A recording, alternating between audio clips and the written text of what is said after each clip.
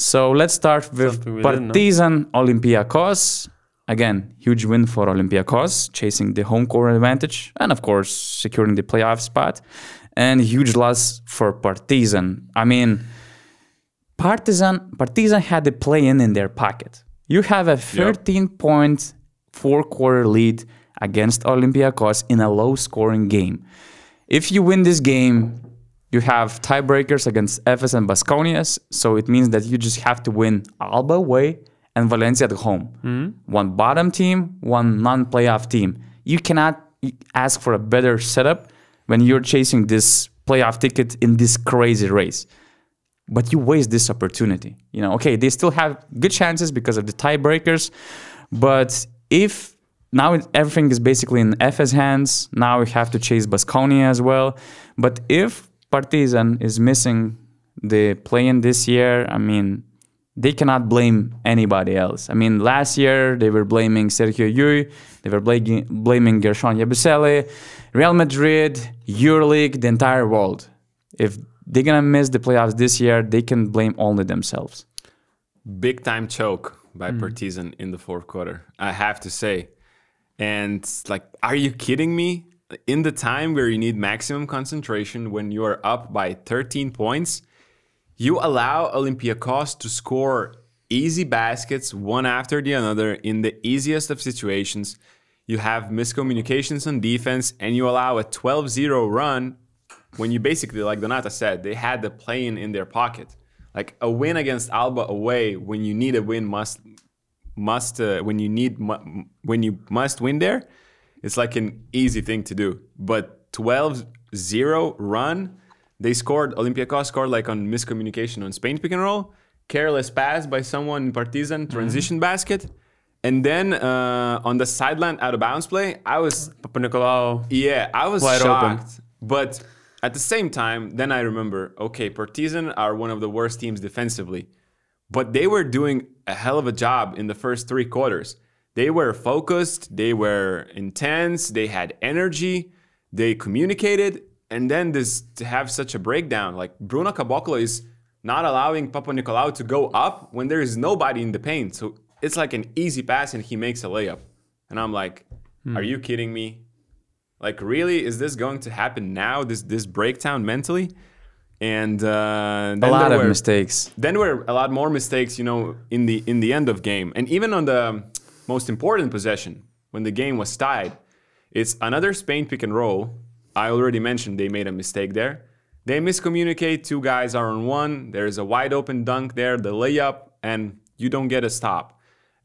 Kudos to Olympiacos, of course, because... Of course. You have to say this first as well, because I think what changed the game was the defense that Walkup and Nigel Williams-Goss, 5 steals in the game. Kevin Punter had no space to breathe, really, and the shots he was putting up were all really difficult. And all the turnovers they forced, I mean, this was a big effort on Olympiacos guards lineup, and I didn't expect Nigel Williams-Goss to be so good on the other end of the court.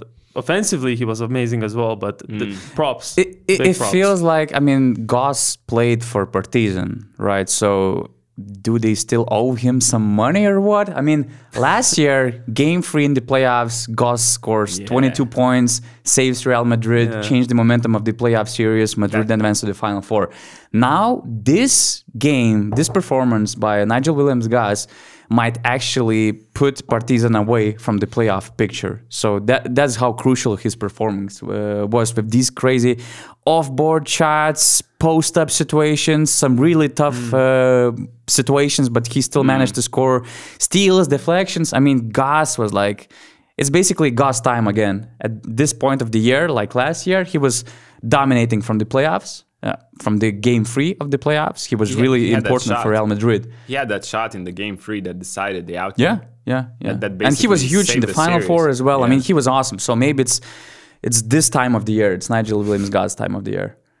Goss has got time in Belgrade. You could even say that, you know, because even before the bank shot that he made, I wrote down one note, like the importance of his shots. For end of first quarter, they're down like whatever, 6 or 8 points. He scores in 4 seconds, full court play. end of second quarter, the same thing happening again. He scores in like 5 or 6 seconds in the last shot. And then he has that three-pointer down 13 when there's a like, I don't know, he's shooting from like 9 meters. And then, you know, another three-pointer off the bank in the fourth quarter. That was huge. So, you know, season high 17 points by Gas. Yeah. Another thing I was impressed by was on Partizan's side, the offensive rebounding, something we also should probably talk about. And maybe Augustus, you could tell us.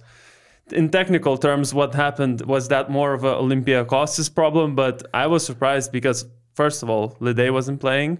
Second of all, they're playing against Mustafa Fall and Moses Wright, kind of a front line. So Frank Kaminsky and Kabaklo especially grabbed so many offensive rebounds, and I think this is from what I saw, it was because they did switch a lot, Olympiacos, and then you would have Fall on the perimeter, and then there's nobody under the rim to grab the rebounds, and they really got out-rebounded. So was that the main issue for Olympiacos in the first 3 quarters? Yeah, I would say exactly what you said, the switching defense. They used it throughout the second and third quarter, and that's why you get more opportunities to get offensive rebounds. But at the same time, Partizan's energy was really high in the like let's say first 3 quarters of the match, and with this combo, you get a lot of offensive rebounds. Let's check. So they got 18 offensive, but only 13 second chance points. That's not a lot. Like, they got offensive rebounds, but they didn't convert. So I mean, the last one by Ponitka was a very good example of what happened throughout the game. He was so forced, so he was rushing the play a lot. He rushed basically, And they got, I think I counted 8 offensive rebounds, or either 8 or 6. I'm not sure anymore. In the fourth quarter as well. So even in the fourth quarter, they were able to get those offensive rebounds, but not capitalize on them, as you said. For this reason, we have bbalytics.com actually to check those offensive rebounds. 6 according to bbalytics, 6 in the fourth quarter. But hey, as well as we're giving this big chain on Nigel Williams-Goss neck, like Mike Malone does in Denver, we have to talk a little bit more about Thomas Walkup defense against Kevin Panther. You just mentioned the way he denied Kevin Panther from the ball. It was glued to me, it was crucial. Because when Partizan tried to create through others, it was disaster. And it also comes to the fact that it wasn't like that they didn't create shots. They had some nice looks, but nobody just could make them. But those you missed like 3 or maybe 3, I think. Kaminsky had a lot of good situations, including this last three-pointer that could win them the game. But I mean, the decision to put Walkup under KP's skin was crucial because Partizan just lost their offensive rhythm. They scored their first field goal after 4 minutes in the fourth quarter. The second time they scored, it could have been the free throws actually. It also took another 4 minutes. So they were completely out of the rhythm, and I think that, you know, all the kudos goes to Walkup. And let's not forget that when Partizan was up by 1 with 2 minutes left, there was this, you know, crucial mistake in the middle of the court by KP. Thomas Walkup just got this steal. I think this time the steal was, let's say, more clear than the last one in Piraeus when Walkup or somebody else was just, you know, going on KP, going on the line as well. You know, it was a crucial mistake. But this time everything was clean in my eyes, in my world, and Walkup was just huge defensively. Walkup and Williams-Goss, because when Walkup was off KP, then Williams-Goss was on him. And then he had literally the whole game, 37 minutes KP had to play because nobody else was able to create for Partizan. And even for KP, even though he managed to score 19 points, he shot 1 for 6 from 3 points because he just didn't get a actual decent shot there. Yeah, he had like what, 3 shots that didn't even touch the rim. Yeah.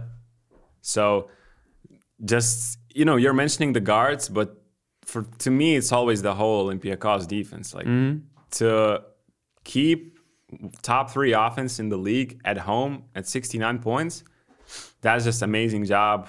Another proof of their super solid defense. They're using the switch way more, like 20 minutes in this game, and then the drop with Mustafa Fall, 20 minutes. But I thought when they switched with Mustafa Fall, like Kevin Panther had to shoot those super tough shots over him. I don't know how you can see the rim when you're shooting against Mustafa Fall or even Moses Wright. That's some, you know, great defense there. And yeah, 69 points, top 3 offense in the league. To me, that's insane numbers. honestly. In my eyes, they're still good guys. I mean, Partizan.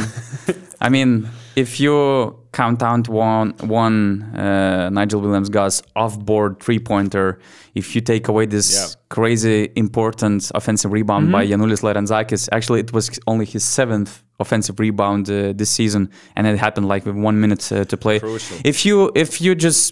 If Kaminsky is just making those 2 open looks, Partizan was winning this game. Even KP's shot, I think it was a three-pointer that just rimmed out at the end as well. It was just a lot of these situations where they got unlucky as well. That's true. But in general, it was such a wasted opportunity by Partizan that might be so painful in 2 rounds. They dominated the game for 30 minutes. Like I'm okay by saying that they were the better team for 30 minutes.